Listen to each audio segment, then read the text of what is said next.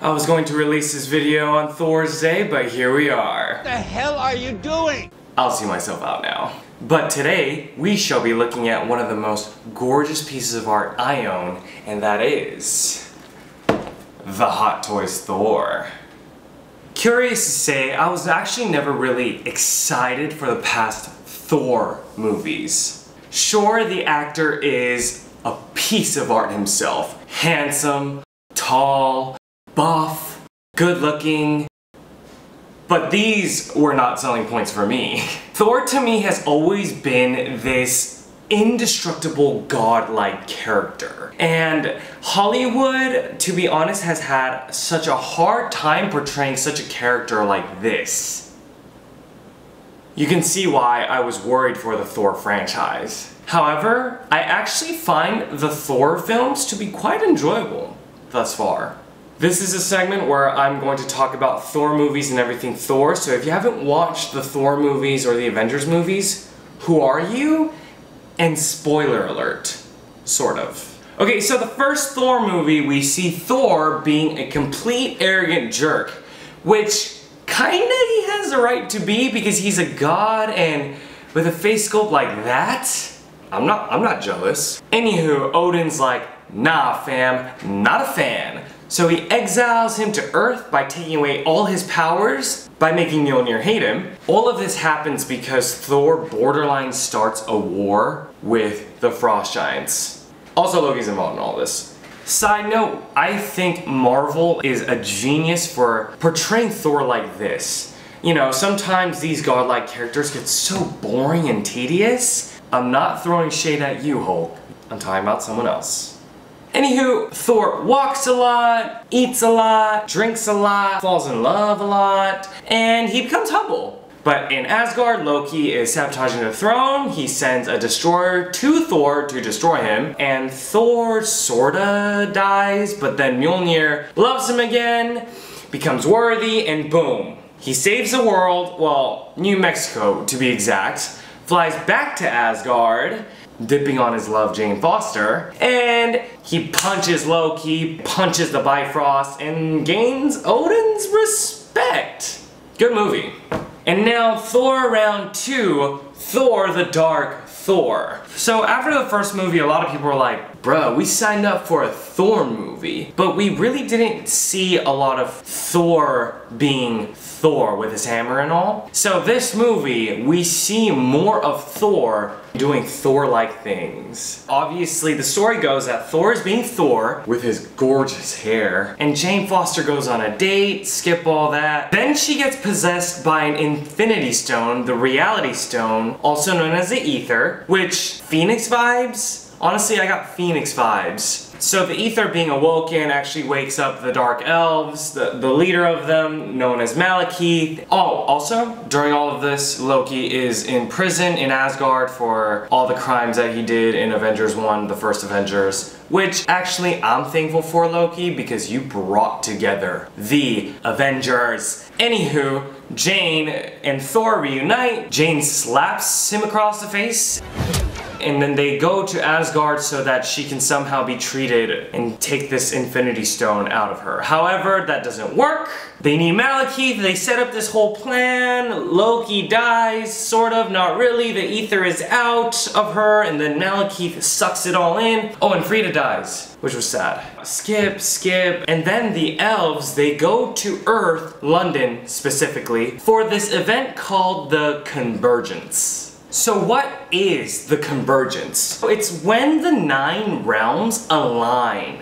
It causes each boundary of each realm to become very thin. Physics goes crazy, ballistic, all this mumbo-jumbo science stuff. But more importantly, the fabric of reality can be destroyed very easily at this time. This convergence doesn't happen a lot. Malekith and the Dark Elves wants to destroy everything and make the world go dark again. Well, because these Dark Elves are literally from the dark. So they want to make the world dark again, destroy the entire universe. So, in London, Thor comes, a lot of punching goes on. Oh, portals are involved. By the way, I really like the scene where Mjolnir was chasing after Thor when Thor was being transported to other realms. I thought that was really cool because we see how much Mjolnir loves Thor. At the end of the day, Thor wins, happy ending. This movie is fine, I guess. On to Ultron. So this is where Thor is back with the entourage again. Actually, skip all that. I just want to talk about Thor and his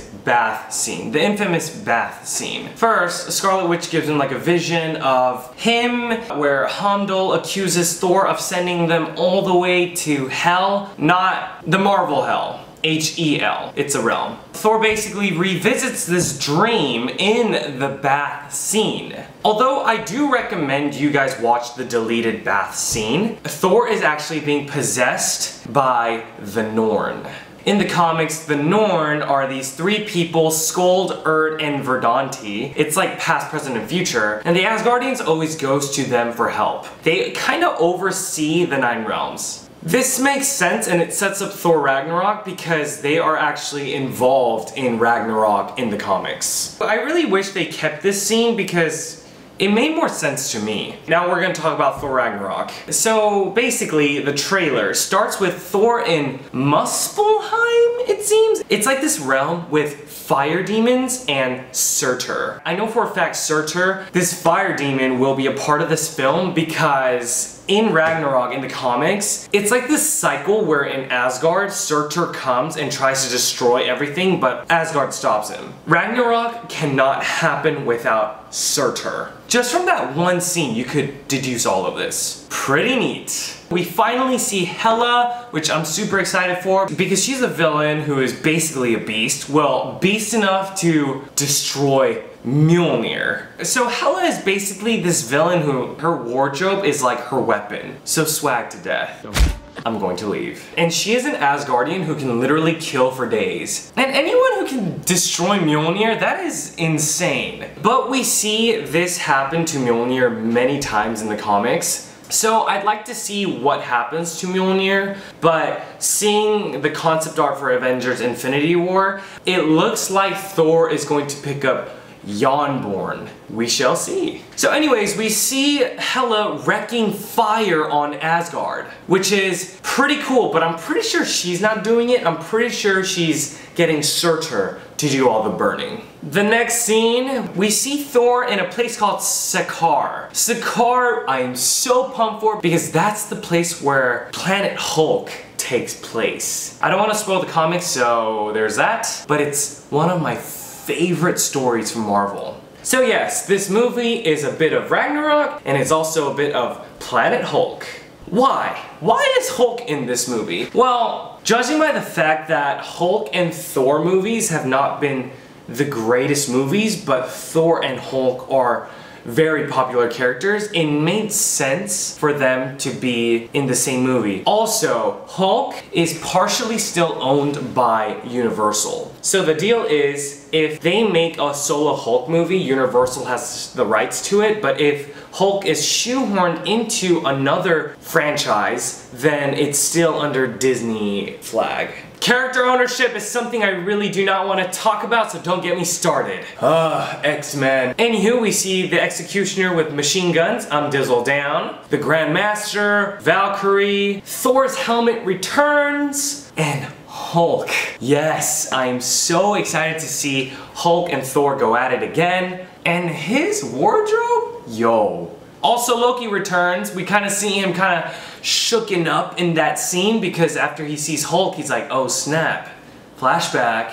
Also, Loki, I have no idea what his role is going to be in this movie, but we'll see what happens. And Heimdall, I feel like he has the Soul Stone, which is great because the 6 Infinity Stones are now complete. They're all in the movies. They're introduced. At the end of the day, from this trailer, I am super stoked about this movie. I cannot wait to see it. I'm going to call it now and say that this is going to be the best Thor movie we will see to date. Why? Because Thor, Hulk, Loki finally returns. One of my favorite comic series are part of this movie, and we get to see a diabolical villain, which is Hela. And it's Marvel, as in Marvel. Anywho, let's move on to the figure. Sorry.